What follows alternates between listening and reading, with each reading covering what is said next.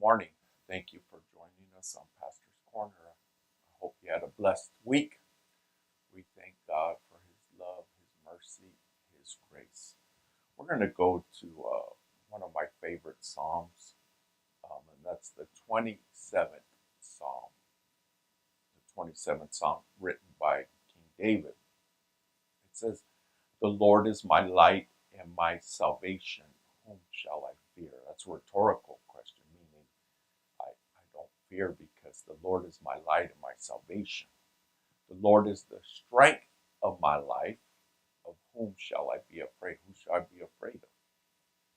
When the wicked, even my enemies and my foes, came upon me to eat up my flesh, they stumbled and fell. Now he's given evidence of the Lord protecting him when he was being attacked or coming after. They stumbled and they fell.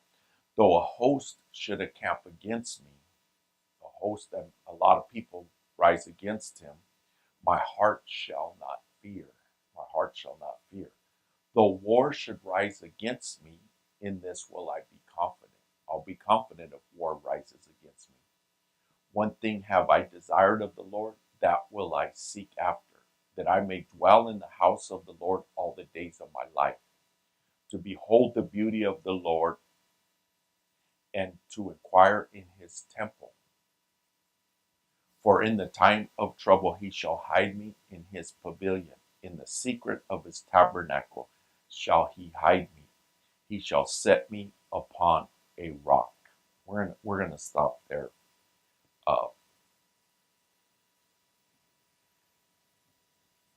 King David's giving his testimony. He's telling what he's been through and how he doesn't fear that he doesn't fear because the Lord protects him. I like like I said, this is one of my favorite scriptures. I mean, Psalms and scriptures. But it's, of course, how he says he shall not fear. He won't fear. He won't have fear. And thousands of years ago, as King David, he's talking about literal war and the things that come up against him. And he doesn't walk in that fear. Now, we war in different ways. We battle in different ways. We have challenges in different ways than King David did. But the way I view it, the fear, the anxiety, that that sensation that hits an individual, I have to think there was a lot of similarities of what somebody felt thousands of years ago and what we feel today. And I'm not saying we have the same lives. That's not what I'm saying. But our feelings, what we deal with, if I can use the word feelings, are similar. I would have to think they're very similar. And as I say, there is a temptation to fear. Yes, it's a temptation to fear, that we can be tempted to fear. And as King David wrote this psalm, and for myself, I actually have this psalm in my devotionals that I play on a daily basis. It's just something I have in my rituals, my routine, because just things come at all of us, all of our lives. Things come at us, challenges come at us, pushbacks come at us, just things that we would like to go a certain way and they don't go that way. We have a plan and the plan doesn't unfold the way we want it to unfold. Disappointment hits lives, all these different things. But the temptation to fear. And I think about it as I share with you different speakers, preachers that speak, and some of them it's everything is some form of what negative things are coming. And I'm trying to pick my words here. That it's everything they're prophesying or speaking is some form of fear. It's fear, and maybe they're not fearing, but they're putting fear. Maybe they are fearing. I don't know, but they're putting fear on other people. And I that's why I like this song, because it's like, yes, I get it. Things are going to happen. War's going to happen. Challenges are going to happen. Setbacks are going to happen. But do I just want to sit there and uh, be paralyzed in fear? In fear that things are just going to, eventually, the sky's going to fall. And as King David looks back, when my enemies and my foes came upon me to eat of my flesh, they stumbled and fell. He's looking in the past. And I look back, and uh, in high school, I didn't have much biblical knowledge. Very little biblical knowledge did I have. I had some, but not a lot. And uh, I remember going to school one day in high school, and people were saying that I don't know what it was based off of, but that was going to be it. This was going to be, the end. And I don't know what it was based off of. And I didn't get afraid. I didn't. It didn't move me. I had some wondering what they were talking about. Of course, the day ended. The next day, the sun rose, and uh, life continued, and wasn't really spoken of again. But then it would happen again and again and again and again and again. Uh, Decades of it, just decades of this is it, this is it, this is it, this is it, and you just keep hearing that. You keep hearing uh, the we're gonna. You're hearing it now. We're going into World War III, and that I remember in the '80s, and before I was even born, the Cuban Missile Crisis that I watched documentaries on it, and people were buying food, and they had shelters to run into. They thought it was actually pretty close. Um, uh, that Russia was setting up missiles there, and the United States flew. They flew a plane across there and took pictures and got shot out. The plane, the pilot was able to get through, and then brought the pictures, and they saw all the missiles that Russia was setting up in Cuba. And then at the time, the president was a gentleman named John Kennedy, and he was able to negotiate and get them out of there, which was a slippery slope, if I could say it that way.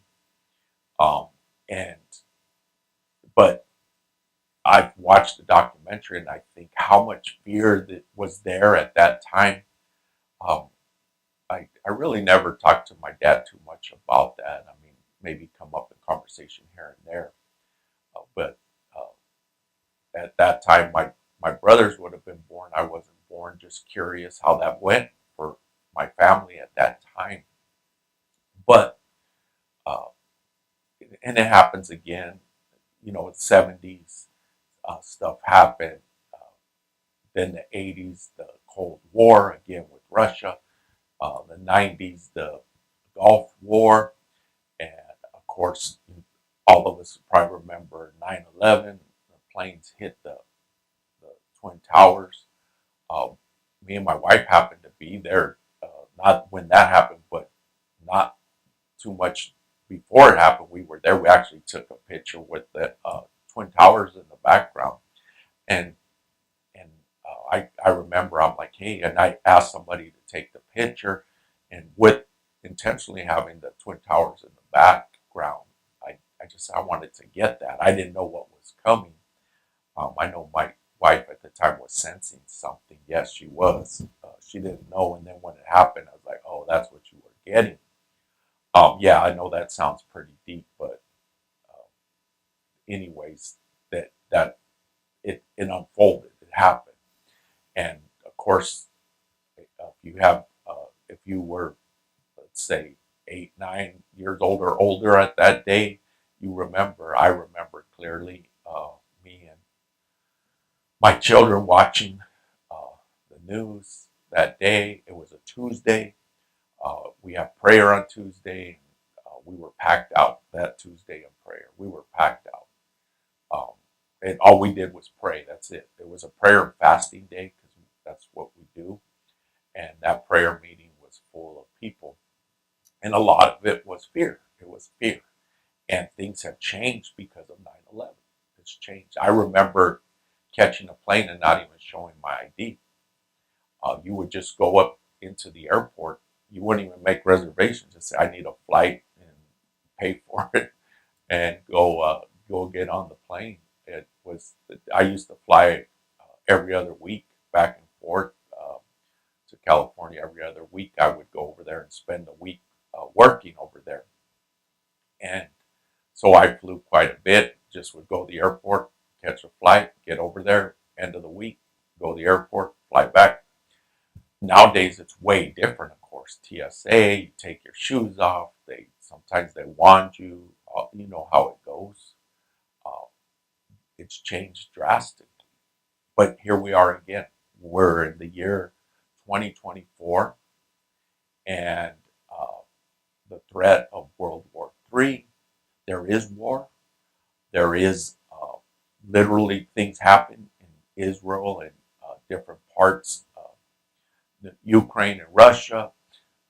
All these things they're happening, and those people that are close to that, it's happening to them. It is. But here we are, and that it gets put on us, and the temptation to fear.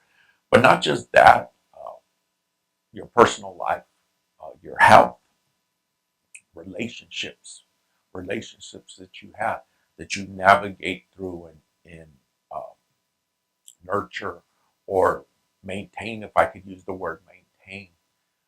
It's always fluid and moving and changing. And for myself, hearing me, if you've heard me numerous times or around me, I always look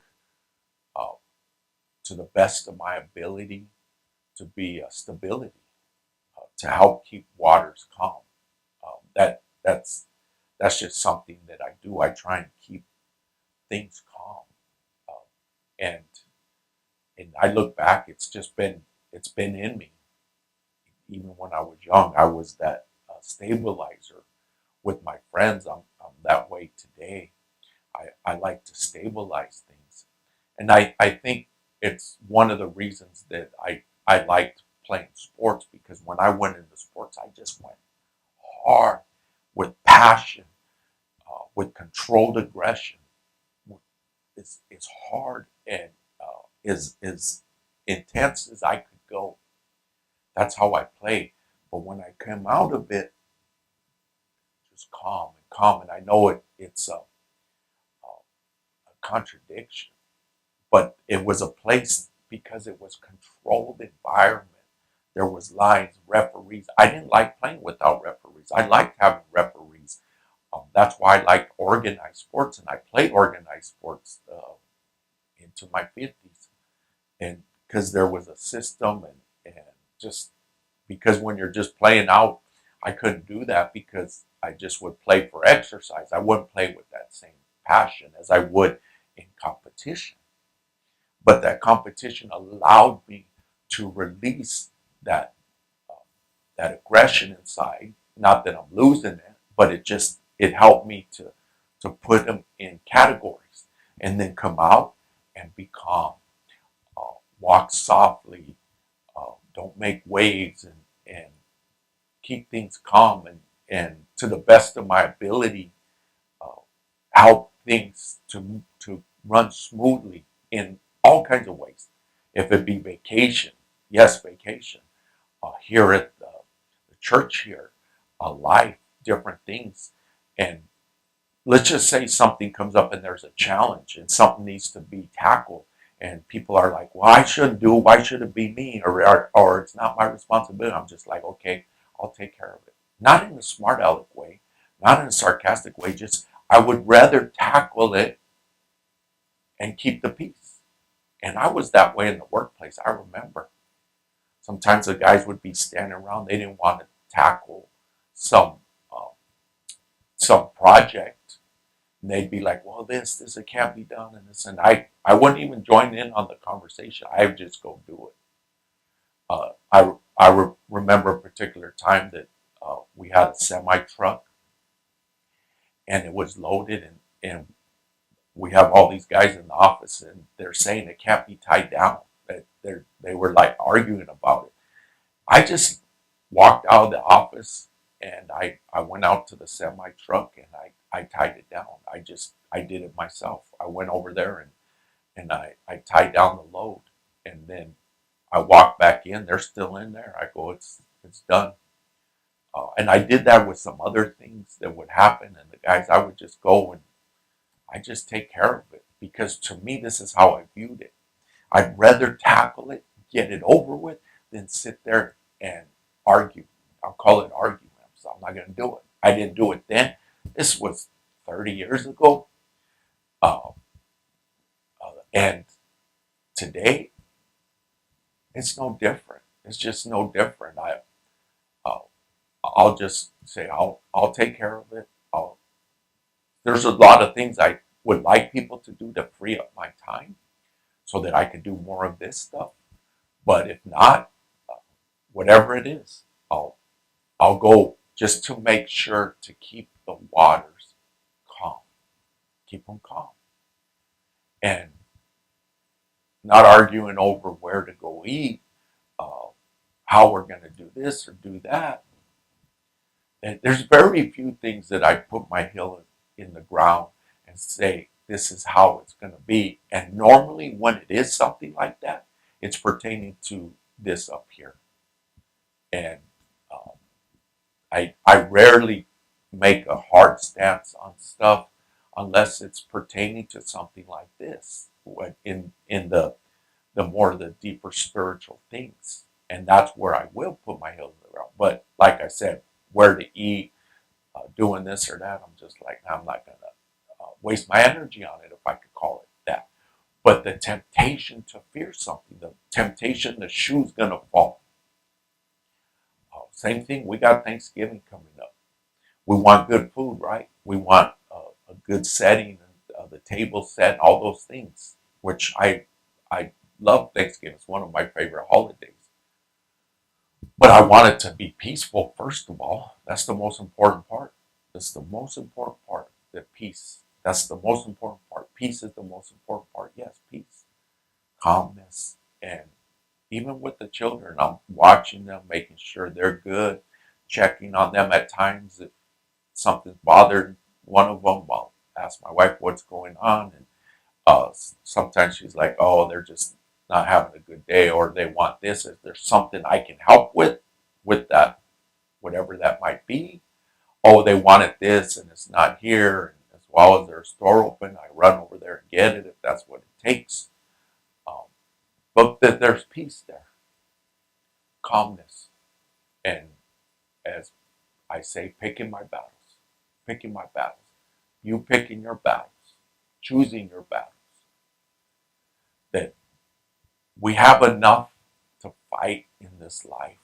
There's enough warfare without igniting more warfare. There's enough that pushes up against us without provoking something else. And there are people that thrive on confrontations. They do. They thrive on it. It's something that they desire. I don't understand that, but they do. They thrive on it. If there's no confrontation, they're going to create a confrontation. And when you come across someone, they're what they're called a contrarian. They're going to contradict whatever you say. If you say left, they say right. You say up, they'll say down. Whatever it is, because they're just confrontational. And when I see that or come across, I'm like, okay, I'm not even going to say. I'll just let them keep dropping their this is this, and then just let them keep saying it. Because I already know if I say something, they're going to oppose it. They're going to counter it. And they thrive on it. They thrive on confrontation. They thrive on conflict. it's life to them. It's not real life, but to them it's life because they're missing the other part, which is what? Peace, love, hope. As 1 Corinthians says, faith, hope, love, the greatest of these is love, agape love, unconditional love. Those good things that we experience up here in our chest. That you know what it's like when you have those moments in life. You just pause and say, yes, thank God. Thank God for peace. Thank God for hope. Thank God for love. And you just take them.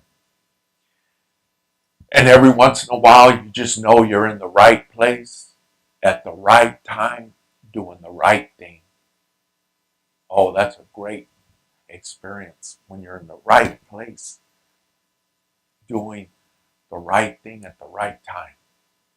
And that when you hit that those are the surreal moments in life. They're surreal. They're surreal, and it can be big and it can be small. Yes, it could be a small thing. It could be a big thing. When we were in Africa, we traveled around, and I preached many times over there, and we went to different parts of Kenya, many cities there. But just walking in was an experience into the church without getting into all the details. And then just ministering and standing up and I'll give you this story, and I may have shared it before, but if you already know it, just stay with me. But I had ministered all day on a Sunday. It was actually where Queen Elizabeth became queen. She was in Kenya visiting. It's up in the mountains there. And that where this church wasn't far from where she became queen. And I ministered all day on a Sunday. So they're like telling me, you have to go. You gotta. They're like looking to usher me out because the people would come. And they're like, we got to get you out of here because the people start coming towards me. So they're ushering me out, taking me out to the side. And there was a young man that I had noticed. And his legs were, they were like crippled. He could walk, but not walk well. And he couldn't stand up straight. He stumbled. He might have been 16, 17 years old, right in there. And I could see him stumbling across, trying to catch me over as I was exiting. And I could see him. And they're trying to get me, but I could see him, so I stopped. And I waited, and he came up. And all I did was I just put my arm around him, and I prayed for him. But I could tell how meaningful it was for him, how meaningful. And as I'm doing this, I knew that it meant a lot to this young man, that I would take the time to just talk to him a little bit, pray for him, acknowledge him. And then his grandmother, I found out it was his grandmother that had him there. And she was so thankful that I did that. But other people started to come because they saw us there. So then the ushers, they call them protocols, like you have to go. So they're taking me away. But I to the best of my ability, I took the time just to spend with this young man. And there was numerous experiences like that. And I'm sharing that because those are the moments that it's just a surrealness. It's a surrealness. And I do my best, those of you that come live here with us, the children around this community here, the children, that I do my best when I come across them to acknowledge them, to interact with them. Sometimes I'll stand by the door when they're all leaving to go to class or when they're all coming back, and I'll greet each one as they walk by.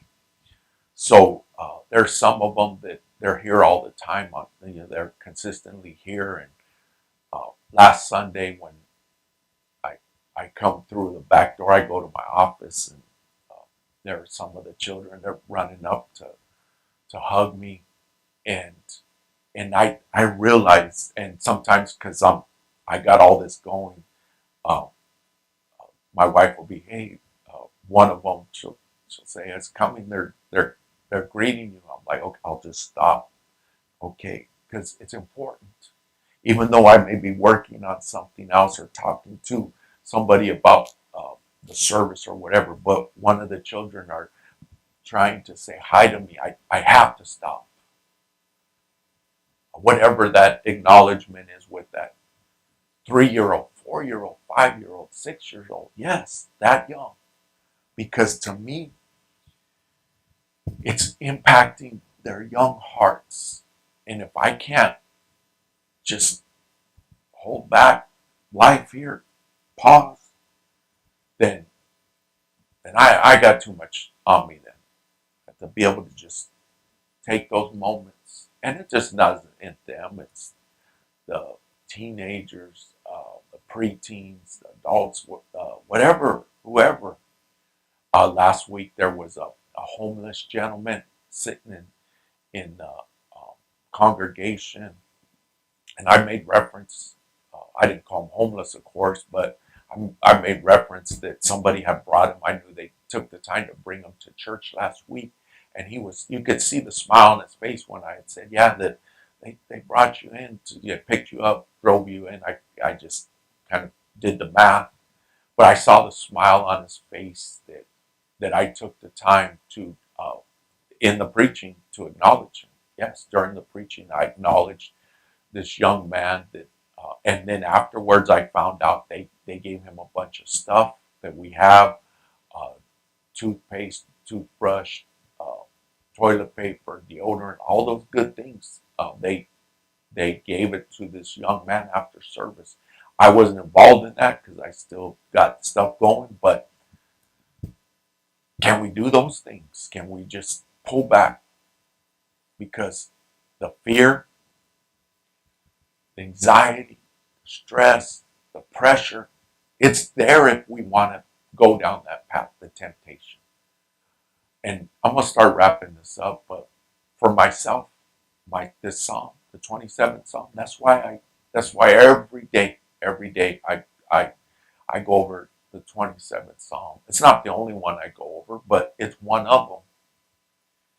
Uh, it's something that I put in, and it's not the only time I start my day. In between my day, sometimes I just have to take a break in my day, pause, start all over with the Lord that day. What I mean is go back as if my day was starting. Give me this day my daily bread. Thank you, Father God. Thank you, Lord. Thank you for blessing my life. Thank you for holding your hand upon my life. Jehovah Shalom, Jehovah Jireh, Jehovah Nisi, Jehovah Rapha, Abba Father, King of Kings, Lord of Lords. Create in me a clean heart, renew a right spirit within me. The joy of my salvation, just going through it, pausing, gaining that peace throughout the day, because things just come. You know how it is? And sometimes I'm just like, I gotta block that. I'll block that out. Let me work over here. Thank the Lord. Thank you for joining us on this Sunday morning. Hope this blessed your life. If you'd like to bless us financially, there's some ways there on the screen you can bless us. We'll be back here in person, as I said earlier, 1363 South Vineyard in Mesa, Arizona, 85210, 12 o'clock Arizona time. Uh, you're welcome to join us. We'll be online also. Thank you and have a blessed Sunday.